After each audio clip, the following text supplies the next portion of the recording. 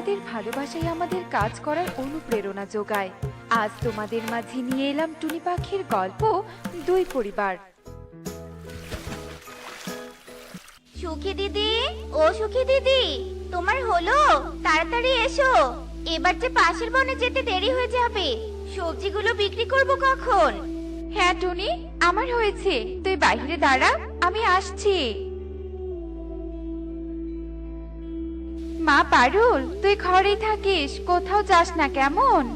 আচ্ছা ঠিক আছে মা, আমি ঘরেই থাকবো। তুমি ফেরার সময় আমার জন্য সন্দেশ নিয়ে এসো, ঠিক আছে?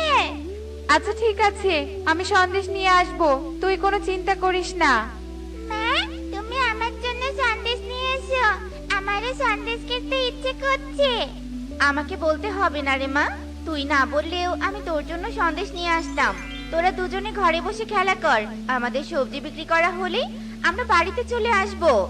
এরপর টুনিও সুখী পায়রা সবজি বিক্রি করতে পাশের বনে যায়। সবজি নিবে গো, সবজি, তাজা তাজা সবজি। তোতা, এই বনে তো সবজির দাম অনেক কম। চল, আমরা সবজি কম দামে কিনে সেগুলো অন্য বনে নিয়ে গিয়ে বেশি দামে বিক্রি করব। আচ্ছা ঠিক আছে